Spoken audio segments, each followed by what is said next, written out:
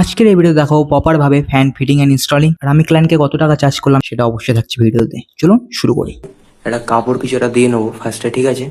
দিলে কি হবে, আমাদের তলাটাও সেফ থাকবে আর এখানেও দাগ হবে না। এখানে দাগ হলে কিন্তু পিছিয়ে বাইরে লাগে। আমরা যে ডাউনলোডটা, এই ডাউনলোডের ভিতরে আমাদের ক্যানামিটা ঠিকভাবে সুজো করে দিয়ে দেবো। বুঝার একটা উপায় আছে, কোনটা সুজো কোনটা উল্টো। এখান থেকে চেরা থাকবে, দু সাইডে চেরা থাকবে। এটা কিন্তু আমাদের নিচের সাইডে যাবে।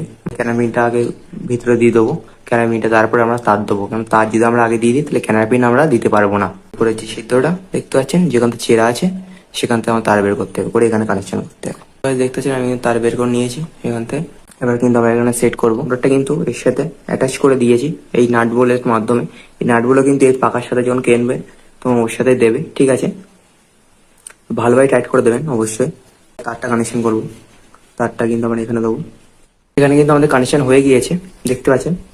আমি কিন্তু এটা উপরে কানেকশন করেছি, মানে উপরে বলতে যে সিঙ্গেল তারটা আছে এটা আমার সবসময় কিন্তু কমন থাকবে। পাখার যে লাল কালার হোক বা কালো কালার, যে কোনো কালার হোক না কেন, যদি সিঙ্গেল থাকে সেটা কিন্তু কমন হবে, মানে সেটাই নিডল হবে। একদম নিচের সাইডে দেখুন হলুদ আর আছে, সাদা সাথে যে কানেকশন করেছি এটা কিন্তু আমাদের মেন ফেস হবে, ঠিক আছে? কোনো সময় মিডিলে কিন্তু কোনো সময় আমাদের কিন্তু কানেকশন হবে না, ঠিক আছে? উপর বা নিচে, উপর নিচে করে কানেকশন করতে হবে। এটা এখানে নিচে নামিয়ে দেবো, ঠিক আছে? দিয়ে এখানে স্ক্রুর মাধ্যমে টাইট করে দেবো। এটা একটু ফাঁকা রাখবেন, একটু কিছুটা ফাঁকা রাখতে হবে। দেখতে পাচ্ছি এখানে ফাঁকা রেখেছি আমি, এখানে একটু ফাঁকা রেখে দেবেন, তাহলে ঘষবে না। যখন পাখাটা ঘুরবে, বডিটা ঘুরবে তখন ওরা ঘষবে না, আওয়াজ হবে না। আর নিচের ক্যানাবিনটা সেট করে দিয়েছি, ঠিক আছে? এবার আমাদের উপরে ক্যানাবিনটা এখন সেট হবে না, তার আগে আমরা এইটা সেট করব। মানে এটা এটা কানেক্টর ওয়েল্ডিং এর সাথে যে অ্যাঙ্গেল দেওয়া থাকে না, ছাদ ঢালাইয়ের সময় যেটা বসানো হয়, তাই এটা সেখানে যাবে। আর এই নিচের যে অংশটা সেটা আমাদের এই ডাউনলোডের এই এতে যাবে, ঠিক আছে? এখানটায় যাবে, মানে এইভাবে এটা সেট হবে, ঠিক আছে?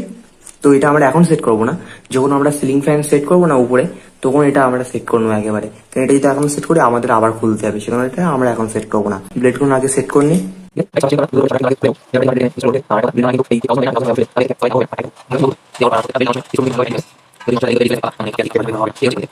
সিলিং ফ্যানটা ইনস্টল করব সিলিংয়ে, ঠিক আছে?